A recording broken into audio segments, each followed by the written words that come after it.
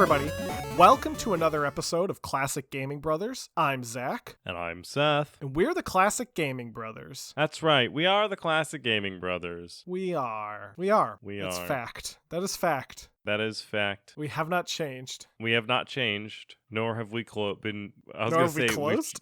I was going to say, nor have we been clothed. But no, we are clothed. I meant changed our clothes. But welcome to our 112th episode. Right. We'll still do this thing where we'll count the episodes even though they're in the episode name. Yes, but we do seem to do that, so I figured I'd mention it. It's true. It is our 112th episode. Nothing too exciting about that number. Anyway, this is the part where we talk about games that we've been playing. So, Seth, What have you been recently playing? So, I've actually recently been playing a game called The Sword and the Slime. It's a game that's been developed by a company called Possum House Games. We actually ended up meeting them at Retro World Expo. We played their upcoming game called Tank Pig. I'm not sure if they might have had Sword and the Slime. I think they had a poster about it. Or something. They probably had something about it. Retro World Expo was kind of a blur. Though it's on Steam for about $6. It's a fun mouse-only game, which is really cool. So the only control that you have to worry about is the mouse. So using the mouse, you can control a flying sword. You can left-click and you swing. And you right-click to restart the level. Because it's kind of like a puzzler type game. You eventually team up with a slime, hence the sword and the slime. And the slime is kind of reminds me of like a gelatinous cube from Dungeons and Dragons, and the slime will grow if it eats things and shrink if it gets hurt by things. And you have to use the slime and your flying swordness to accomplish puzzles and get farther in each level. The sword can only fly in light, and if it's too dark, you fall. And there's also creatures that like emit some sort of purple gravity wells. I'm not exactly sure. Yeah, they emit some like aura, because I've also played a bit of Sword in the Slime. It's a good game. It is a really good game. It's very relaxing and gets you thinking, which is all things that you look for when you play a game. Yeah. So yeah, The Sword and the Slime, put together by Possum House Games, and it like I said, the MSRP is for like I think $5.99 on Steam. It's also on itch.io, and so is the rest of their stuff. So check it out. It's a fun playthrough of a game. I really enjoyed playing through it. So Zach, what have you been playing? Well, Seth, as you know, I am very into bootleg games. I have recently been playing a bootleg game called Sonic 3D Blast 5, which is the 5th game in the non-existent Sonic 3D Blast series. There is only one actual Sonic 3D Blast. There is not 4 more that follow. Wait, so this is Sonic 3D Blast 5? Correct. And there is no Sonic 3D Blast 2 through 4? No. Not even a bootleg version of Sonic Blast 2 through 4? No. So there is just a Sonic Blast. So they just put a 5 to be cool? Yeah. Is it a Roman numeral 5 or is it just the number 5? No, it's the number 5. It's superimposed on the title. So it's not even like a cool Roman numeral. There is another bootleg Sonic game. There's a bunch of bootleg Sonic games, but there is another one that's on the Game Boy, which is called Sonic 6. So they didn't even do like a prequel to Sonic 5.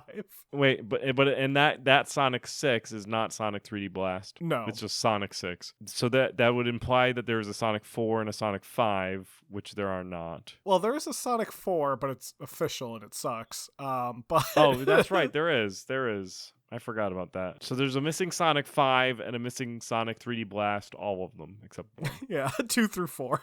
Nice. All right, continue. Anyway, yeah, this is a bootleg game released sometime in 1997, though that is not 100% confirmed. The earliest cartridges that had the game on it come from around 1997, and it was developed by a company called Makensoft. Makensoft is located out of either China or Taiwan. Again, not 100% certain where they're from, but we do know who they are. There's enough information that we know the company exists. There's not enough information to know where the company was located, like physically. And they operated from around 1997 to 2011. And again, the only reason we really know this is because some of their earliest games go back to 1997, and they actually did release some apps. They were just like games in the App Store. Candy Crush.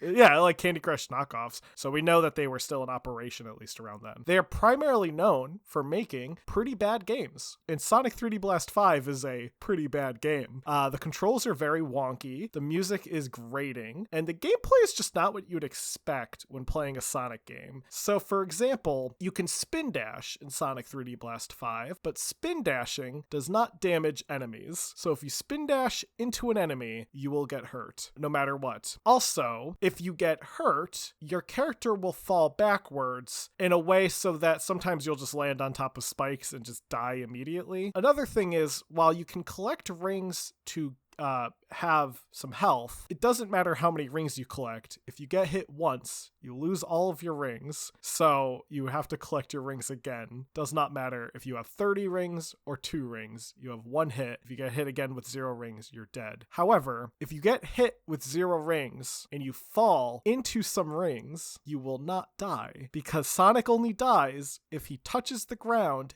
after being hit with 0 rings in this bootleg. It's very weird. So sometimes you'll have 0 rings, you'll get hit, you'll fall into a pile of rings you might have missed behind you, and you'll be alive still. And you're like, oh. One of the reasons I've been playing it is because when I was very little and I learned about its existence, at the time I found out about it, YouTube wasn't really a thing, and neither was game capture, like hardware that was easy to come by. So I had no clue what this game was like. I only went by the photos. And as a little kid, I was like, I want to play that game. I want to play Sonic on my Game Boy. Being much older, I now know what the gameplay is like, and I knew what the gameplay was like before I acquired this cartridge. But I still want to play through it because it feels like a weird challenge now that, like, I know this game is bad, but I want to beat it. Like, I want to get through it. And there's something to say about a company like Makensoft, a bootleg company, that ported Sonic to the Game Boy, though very poorly. They did their darndest. Their darndest isn't any good, but they could have easily just hacked a pre-existing game and put Sonic assets into it, as other bootleggers have done in the past, and just called that their game. But instead, they actually went off and created their own engine and their own assets to use in this game. I mean, mind you, they stole a lot of the graphics from pre-existing Sonic games, but they found a way to get them to display on the Game Boy without much issue. And for that, I commend them. Though they definitely didn't put that ingenuity to later games that they made, as they recycled the exact same engine for Sonic 3D Blast 5 for majority of the games that they released on the Game Boy, including some Pokemon games, some Digimon games, and the Sonic 3D Blast 5 sequel, Sonic Adventure 7. That's good. I just feel like they're in a conference room and they have like a Mad Libs and it's like name, number, Sonic Legends 4.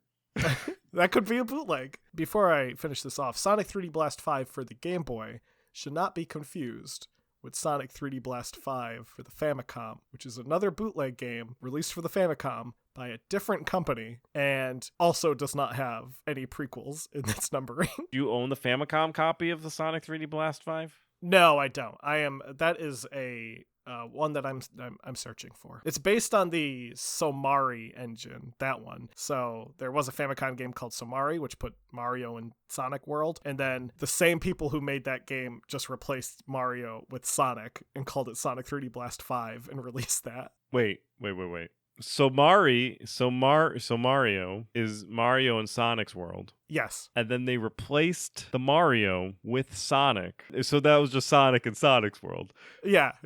Did they ever bring Sonic into Mario's world? No, other people did. But I'm aware that other people did. That'd be funny if they did, and then they brought Mario into Mario's world. Then they would have been sued by Nintendo. They didn't have to worry about being sued. They were bootleggers. They were already committing a crime.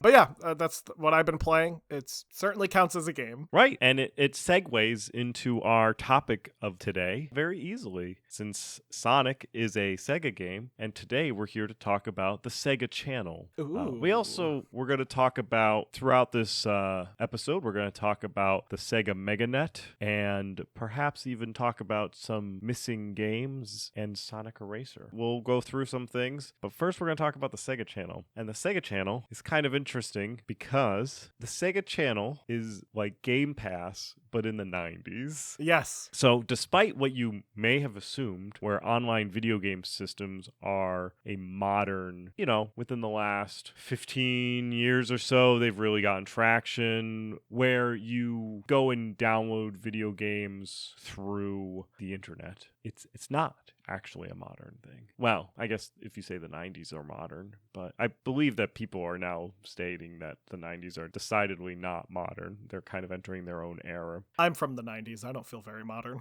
I am kind of also mostly from the 90s as well. So, in fact, the practice of attempting to get a console online predates even the modern internet as we know it. One of the earliest attempts to connect people via an online system, not necessarily to distribute games through, but just to connect people online, was in the 1980s through the use of dial-up internet. If you don't know what dial-up internet is, we're going to give you a little short definition here. Dial-up is a form of accessing the internet by means of a public switch telephone network that dials to an internet service provider via conventional telephone lines. This was done through the use of a modem, which would act as a translator for the encoded signals from computer to computer. The game line for the Atari 2600 and play cable for the Intellivision were two early uses of using dial-up to connect players. These devices acted as special cartridges, which often came with proprietary hardware and a jack for the phone line. The Atari game line and Intellivision play cable were fairly unique devices and would offer a user to download software from a central server at a nominal fee. Dial-up internet was slow because it went over telephone lines. However, telephone lines are weird because telephone lines are kind of like impervious.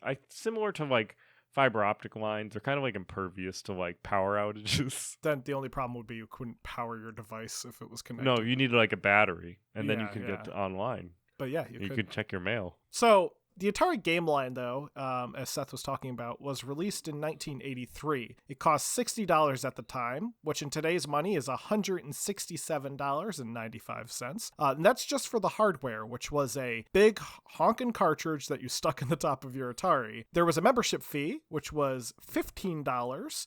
And that is about $41.99 in today's money. And each game that you could access would be about $1, which is about $2.90 in today's money. The Intellivision play cable, on the other hand, launched in 81, so a few years before the game line. This was about $12 a month, $36.81 today, and would allow users the ability to access about 20 games per month, though there was a $25 activation fee, which in today's money is $76.68. So overall, I think the play cable is probably the better bargain because you had more games that you could access and you didn't have to pay per game. Both of these services, though, were unique and rather innovative, though they just came at the wrong time. Because if you think about it, play cable came out in 81. Game line came out in 83. The video game market crashed in 1983. So less and less people were going to buy video games in general. Didn't matter if you had some nifty way to connect to the internet. That wasn't a concern of people's at the time. No one was buying video games. So even if they were innovative and cool, they just weren't in the right era. The Atari game line, though, is a pretty important piece of history because the company that sold the service for the game line was a company called Control Video Corporation. This company would eventually become known as America Online in 1991. However, that is a story for a different day. Another company that got into the dial-in service was a little company called Nintendo, but their dial-in service was only in Japan. In 1988, they released something called the Family Computer Network System for the Famicom console. And again, for those who might not remember when we've talked about it before, the Famicom is the Japanese name for the Nintendo. It was slightly different than what we know as the NES, but it was virtually the same hardware. Just didn't look like a VHS player. Yeah, it didn't look like a VHS player, and the cartridges were a little bit more colorful. Now, the Family Computer Network System, or the Famicom Net System, was a device that slotted directly into the Famicom's cartridge slot on the top, and it allowed for a variety of services that you can use your Famicom for, such as live stock trading, daily jokes, weather forecasts, betting on horse racing, cheats for your video games, and a variety of have downloadable content. If you wanted to access any particular software, though, you would have to have an additional ROM card, which kind of looked like a credit card of sorts, that would slot right into the device. And this allowed you to access the horse betting software or the daily jokes software or the stock trading software. It's great. I really miss like the era that people actually like. Do people need daily jokes? Like I just like something like a service that provided like daily jokes. The fact that daily jokes existed made that era just sound very sad. Well, kind of was. We didn't have our social media that we could just like peer into the abyss. Imagine being a businessman at the time and like you had your ROM cards for the day. You'd slot in your trading software, do some day trading, take that out, pop in your daily jokes for your lunchtime, pull that out, and finish the day with some horse betting. The 1990s is often considered in video game history the dawn of the console wars. The 80s brought the crash, and the 90s brought renewed vigor in fighting. The Sega Mega Drive was released in 1988, but was mostly clouded by the release of Super Mario Bros. 3 just a few weeks earlier. As Sega began to struggle against their new competitor, they immediately began to think outside the box. One of these ideas was to utilize an idea that Nintendo had previously taken a dive into, an internet service. The Sega Mega Modem peripheral and Meganet service officially launched on November 3rd, 1990 in Japan. It initially cost around 12,800 yen, or about $100 USD, which if you bring it to modern day, it would be $213.31. And there was an additional 800 yen monthly fee, which goes back down to about 900 yen or $7.85. In terms of a technical aspect, the Meganet attached to a 9-pin connector on the back of the Japanese Model 1 Sega Genesis, or Mega Drive. This attachment allowed the Sega to interface with a phone line, and thus allowed it to connect to the Meganet service. I think what's interesting about this era was this was prior to USB type connectors. Yeah. So, which is USB stands for Universal Serial Bus. And if you didn't have a Universal Serial Bus, you needed to have connectors for everything to communicate to the hardware what that port is trying to connect to. So you need a specific port for a printer or to connect to the internet. And they are all weird sizes for various reasons, but I think it was maybe a little thought forward for Sega to have a connector that could get to the modem built into their Genesis model. I think it was also innovative in the sense that because of where it slotted in the back, it allowed you access to the ports in the front for your controllers and stuff, which meant that they actually had something called the Mega Answer, which was like banking peripherals that you could attach to your Sega.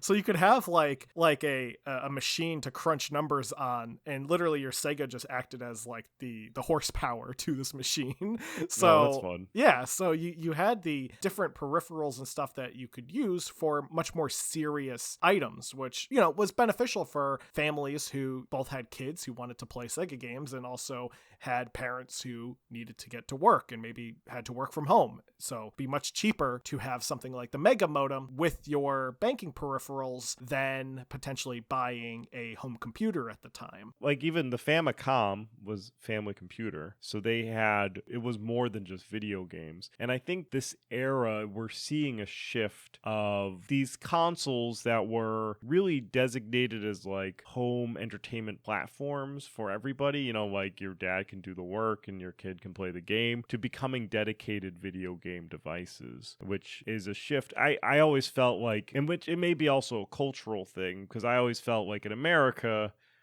we had our traditional computers that would do their, like, especially around this era, we would have our personal computers and then we had our video game consoles, but that may also, I never tried to do my taxes on my Sega Genesis. Also, just as a quick little aside for the technical aspect of the Mega Modem, apparently had connection speeds of up to 1,200 bits a second, which back then, that was blazing fast. It certainly wasn't probably the fastest you could go with internet, but hey, I'm sure it was perfectly capable of doing what it was intended to do, which was, of course, play video games. So the Meganet is able to access a a variety of games, and we're going to talk about those games in a little bit. But something that's unique to Meganet that the Sega Channel doesn't have was that the Meganet was all unique games. There were 24 in total, and each game was unique to the Meganet, and very few of them were ever re-released. But we're not here to talk about just the Meganet. We're also going to talk about what America got, which was the Sega Channel. The Sega Channel was a separate online service released for the Genesis across most of the world, and some Mega Drive aspects in European markets. However, predominantly was a US-based release. Before the release of the Sega Channel, Sega of America had announced the Telegenesis service in 1990, around the time Meganet launched in Japan, but that service was ultimately canceled as they worked on releasing the Sega Channel.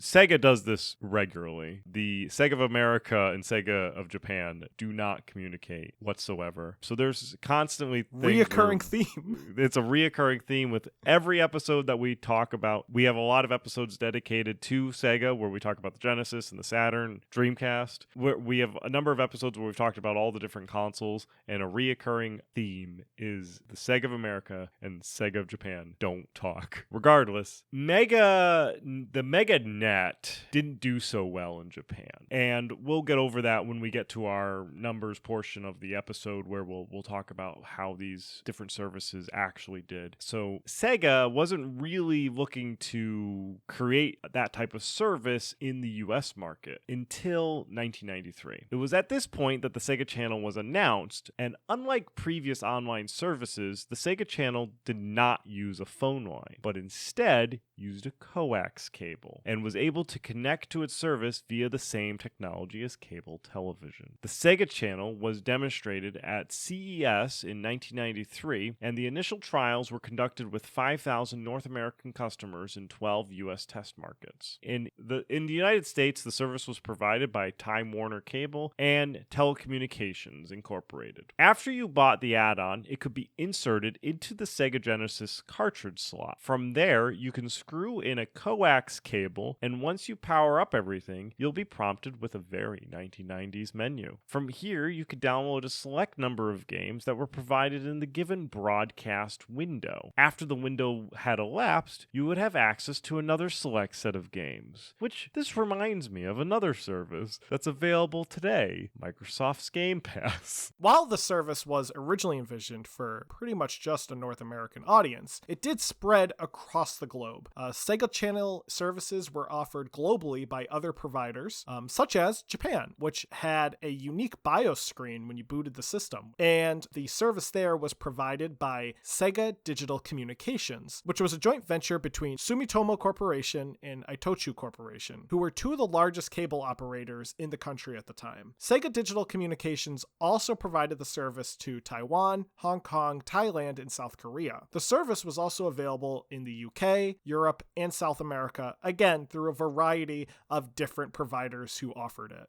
So to give you kind of a reason why we keep mentioning these providers is because for the most part, Sega alone is not an internet service provider or a cable provider. So they could not offer the service by themselves. They had to go through people that had the infrastructure to run the service. Hence why they had to work with Time Warner here in America, because Time Warner and TCI had the satellites, which is what they needed, was the actual satellites in space that they could bounce their signal off of into your home system, pretty much. And Sega wasn't launching satellites.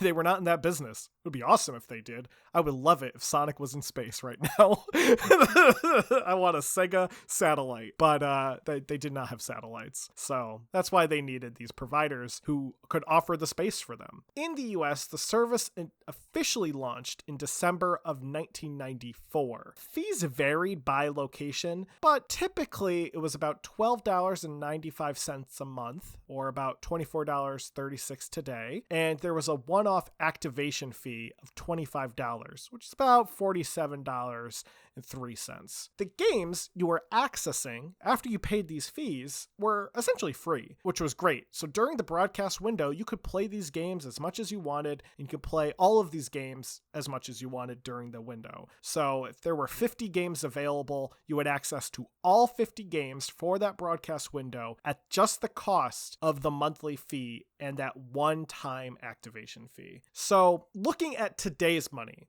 let's say about $47 for the activation fee. Let's round it down to $24 for today's money. You're looking at under $100, right? That's really not a bad deal for the service it was providing overall. Now, compare this to the price of a video game at the time in 1994, which was $60 a game. In today's money, that's $112 a game. That was not chump change. That's not just money that people were throwing around back then. So this service was very appealing. Now, Zachary mentioned satellite. We actually were able to dig through the archives, and I found an Electronic Gaming Monthly article in regards to the Sega Channel, which helped us fill out some of the numbers portion of the episode, so I'll reference this magazine again. However, they did have a wonderful infographic on how they explained how games are sent through cable television. So if you're curious, I'm going to go through and explain that to you. So all the game data is placed on a CD-ROM. That data stream is looped and sent out. Because the data takes up little bandwidth,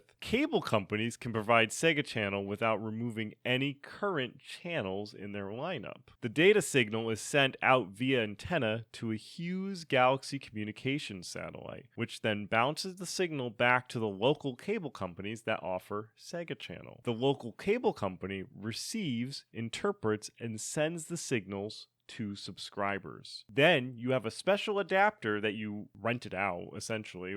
Is kind of like you had like a cable box that you rented as a subscriber through the Sega Channel, and you decoded that signal coming in from your local cable company. The game then could be downloaded in about 1 or 2 minutes, which is probably another reason why the Sega Channel was very, very popular, because it was done over cable and not over the phone lines, because the phone lines are very, very slow. Cable is very, very fast, especially in the 90s. Some interesting statistics that I found as well was that Zach was saying that there was a window of 50, 60 games available during that window, and the window would be a month, so they would change it over. And the average games that were tried per month during the peak point with the Sega Channel was 31.2 games a month people were trying out. So that was like a different game a day. The average subscriber was about 19 years old, and it skewed towards the male population, 83% male, 17% female. And we'll once again touch back on this article when we get back to the numbers as we go along here. On the Sega Meganet, there were 24 games, which were a mixture of action, RPG, sports, and betting gambling titles. Because what's a home console without some sort of betting gambling title involved? Some of the action games on the system were 16T, Hyper Marbles, Robot Battler, Flicky, and Teddy Boy Blues. Flicky and Teddy Boy Blues would go on to get cartridge releases. Flicky is a fun game involving the birds from Sonic the Hedgehog. Yeah, it's the blue bird that shows up in Sonic. The RPG titles included Phantasy Star 2 Tex Adventures and Fatal Labyrinth, which Fatal Labyrinth would receive a cartridge release. Did Phantasy Star 2 Tex Adventures get a cartridge release? It did not. It never even got an English release officially. If you're a Phantasy Star fan, which there are some dedicated fans of Phantasy Star, and you have not played Phantasy Star 2 Tex Adventures, I don't know what you're missing out on, but you're missing out on something. If you go to I think it's cdromance.com or something like that. It's a site where people upload translations of games. You can actually download the complete Phantasy Star 2 Text Adventures in English. You can play on your emulator, or if you have a flash cart, your Sega Genesis. For puzzles, there was Sonic Eraser, Pyramid Magic, 1, 2, 3, and Special, and Columns. And Columns would go on to get its own cartridge. For the games that didn't get cartridges, they would go away, really. That was their intended purpose, I guess. There was no real backup plan for saving these games. While these games weren't saved by by default to the system, many people were able to save and dump the games that were available, thus preserving them. Some of these games have also floated around as reproduction or pirated cartridges, thus making them be able to be played on real hardware to this day. One of the game puzzles that actually Zach was interested in was Sonic Eraser, which is a puzzle game that plays similarly to Tetris, but has Sonic in it, probably because Sonic's a strong brand. He is, but it's really like they didn't do anything. Like, I have a reproduction cartridge of Sonic Eraser that I can play on my Sega Genesis. You could literally take Sonic out of Sonic Eraser, and it's still a puzzle game that does not change in quality or tone. Sonic literally shows up as like a character who stands in the center and judges you while you're doing your puzzles. And then there are two Sonics, and if one side of the screen is doing better than the other, one of the Sonics will just punch the other Sonic in the face. And then after you beat the game, quote unquote, which is like you complete a certain number of puzzles, then Sonic gains his like invincible mode and he just runs back and forth, and then the game freezes and then it goes to credits.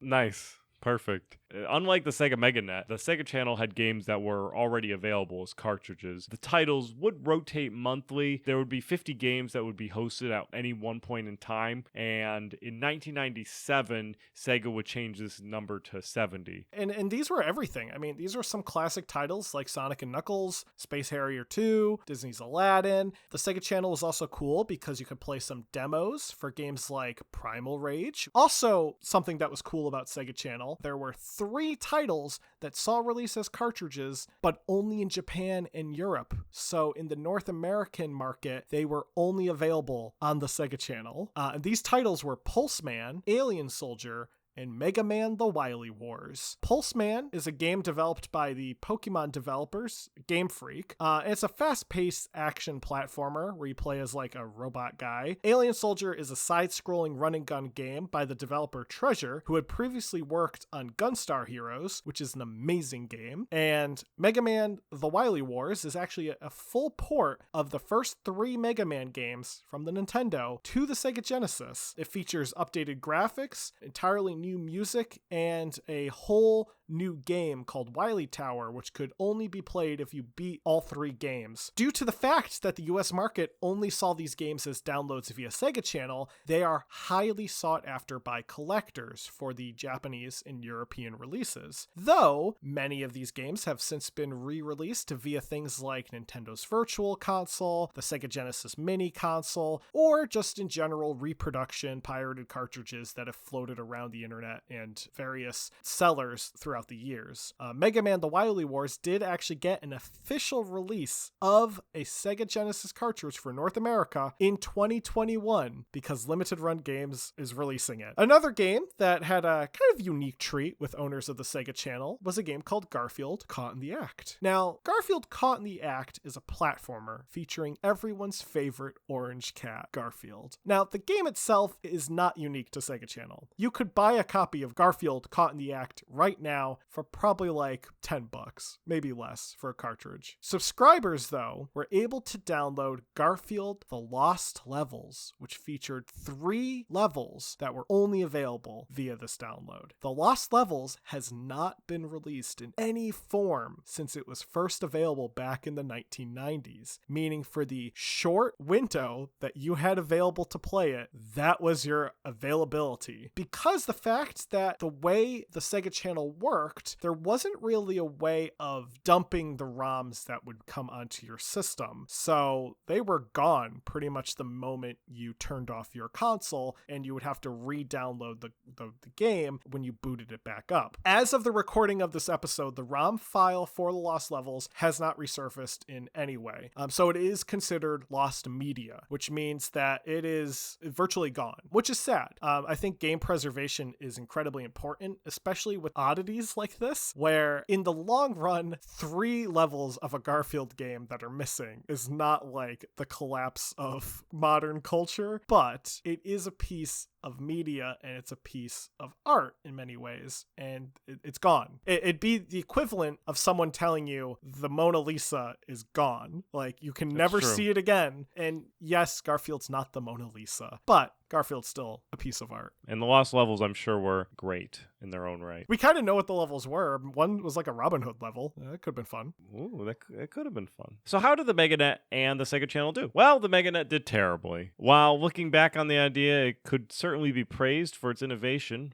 Sega faced issues with implementation, largely due to the use of telephone lines and the lack of developers for the service. By 1992, the peripheral would be a common sight in the bargain bins throughout Japan, and it was ultimately discontinued. In fact, when Sega released later versions of the Mega Drive console, they removed the 9-pin port used to connect to the Meganet modem, effectively preventing the device from ever being used on newer console variations. Interestingly enough, the Meganet service did resurface in Brazil in 1995 with a focus on email. By 1996, the service was capable of online multiplayer and even had form of chat between users. The hardware and services were provided through Sega's distributor in Brazil, Tectoy, and really, if anyone needs to keep Sega stuff alive in Brazil, it's Tectoy that does it. Yeah, I mean, they kept the Master System alive to this day.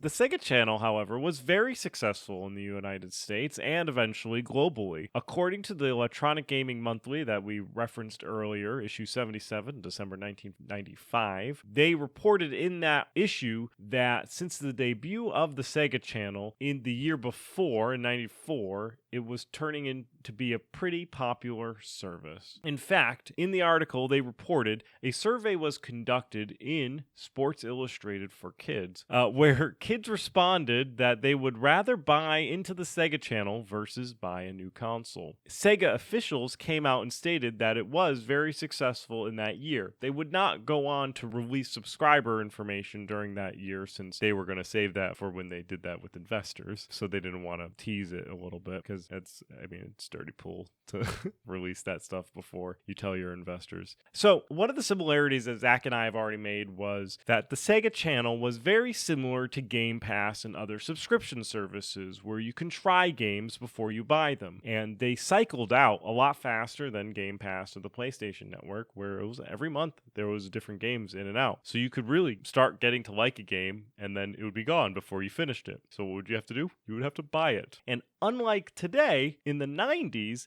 the Sega Channel also saved you from leaving your house. If you wanted to try a game, there was no other way beyond going to your local video game rental store. So you'd have to get in a car, drive down to the video game rental store, go find a game that hopefully they had it available, rent it, pay a rental fee, and bring it back and try it. And then extend the rental or return it and pick a different game or go and eventually buy that game. The Sega Channel kind of streamlined that. You could just, there was 50 to 70 games that you could just try and play, and if you liked any of them, then you knew you could buy them without having to go to the video rental store, which is fun that, in today's day and age, you can live your entire life buying new games without ever entering a game store. There was an interesting comment that was made by Gino Gazzardo, whose only credentials was that he was 14 years old, from Illinois. In the article, he was quoted, "Before, I never played with my Sega. It was all dusty.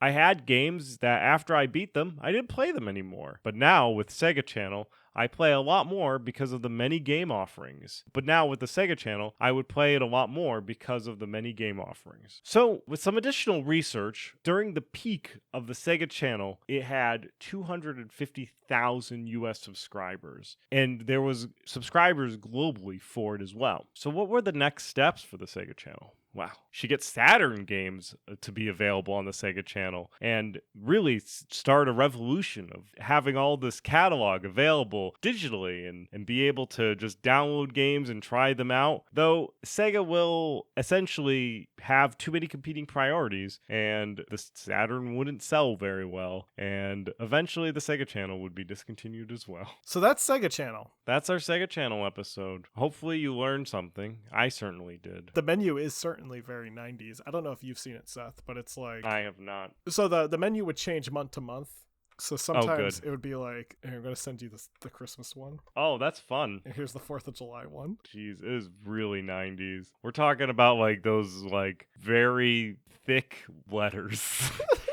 With like those like outlines of people and multicolored TVs. I do like that it looks like there were game guides and like interaction areas where you could like download a game guide or something, read a game guide on your TV. It's pretty interesting. There was apparently like a news link, so you could read the news for the month, I guess. Right, there's the test drives, which are probably the demos, the arcade, which was, I'm assuming, the location where you would be able to play the games for the month. Oh, maybe they sorted the games by genre, so because maybe they had their sports games, because they had 50 games, so maybe they embedded like the sports game in the sports arena, the RPGs and swords and spells, family friendly stuff in the family room. Definitely a trip for the menus. If you had access to the Sega Channel and had fond memories of playing it, let us know. Send us an email. We'll send you a game. I wish we had access to Sega Channel. I think it's an interesting situation that was going on in that particular electronic gaming magazine. So it was the December issue of 1995, and December is a very popular time for people to release things because of Christmas. You're either before December or during December. And in that magazine, there was conversations about the PlayStation, about the upcoming Nintendo 64, about the Virtual Boy being cut in half in regards to the price, and about the Sega Channel. That magazine was 260 pages. The amount of wonderful vintage content that was just dripping from that magazine was great. All right, that's the Sega Channel. Seth, are you ready for the Bawoopa? I'm ready. Let's talk about our games that we're excited about buy, waiting, or passing. Or maybe we will be excited about buy, waiting, or passing on. I'll go first. Hold on. I need to turn on my listening ears. Go ahead. So this game, Seth, is quote-unquote coming soon, according to the listing on GOG. GOG game? It's a GOG game. I don't know if it's exclusively a GOG game, but it is a GOG game. This game is set in America in the 1800s. In this game, you are committed to advancing further and further towards the U.S. Pacific in search for a better life or business or adventure. You have to create farms, raise cattle, dig for gold, build settlements, and create towns. This game is also an adventure game and a simulation game and an exploration game. Do you want to know what this game is? Yeah, it sounds like some hybrid of like Yukon Trail and Civilization. This game is Wild West Dynasty. Oh, let me do some research here.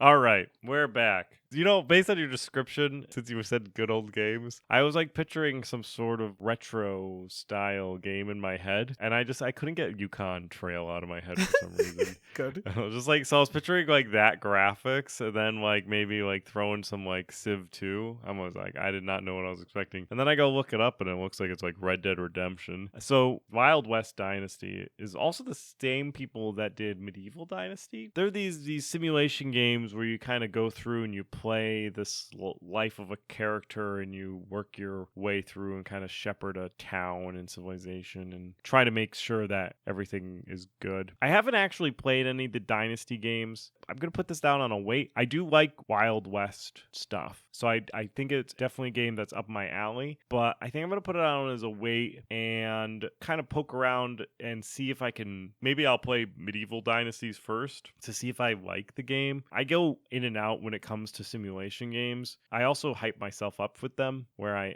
think I really want to play them, and then I play them and I don't really want to play them anymore. So All right. I'm going to put this down as a wait, is what my answer is. Sounds good. My turn. In this game, your choices matter. You'll need to be agile and skilled at fighting, even to just survive. And it takes place in a post-apocalyptic world. I'm interested. Dying Light 2, Stay Human by Techland, to be released February 4th, 2022. And now we'll take a short break while Zach does some research.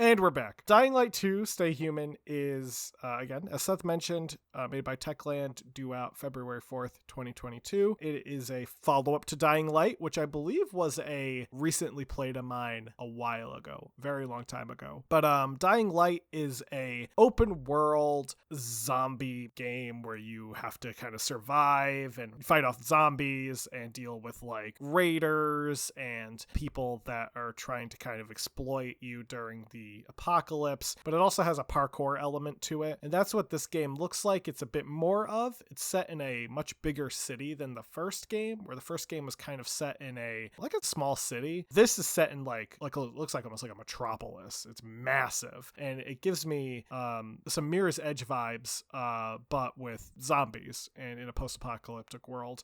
So it's definitely cool. I'm going to put it down as a wait. I'm only putting it down as a wait because I'll be honest, I thought Dying Light was very cool, but I lost interest in it like halfway through. So I don't know if it was just something to do with that game and that maybe I need to revisit it, or if there was something in particular that really bothered me about the game and that's why I didn't like it. It's weird because it fits all the niches that I like, which is like open world, I like zombies, I like survival horror, I like all that stuff. But there was something in Dying Light that I think I had an issue with, and I can't remember what it was. But I remember I stopped playing it, so that's why I'm putting this down as a wait, because I want to revisit Dying Light at least to get a better idea of why I initially stopped playing it, if that makes any sense. Yeah. I stopped playing it because I played multiplayer and my friend Ryan would shoot propane tanks. So with that being said, if you want to tell us about how awesome this episode was, you can send us an email at classicgamingbrothers@gmail.com. You can also follow us on all of our social medias. Our Facebook and Instagram and Twitch are all at Classic Gaming Brothers, and our Twitter is CG Brothers Pod. If you want to be able to help out the podcast, you can always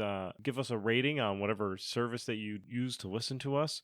You can also just listen to more episodes because, listening helps the world go round. And if you wanted to do that listening, you can listen to us on where all the podcasts are available. Zach, is there anything else that I'm missing? Don't play games like my brother. And don't play games like my brother. I've been Zach. And I've been Seth. And we have been the Classic Gaming Brothers. That's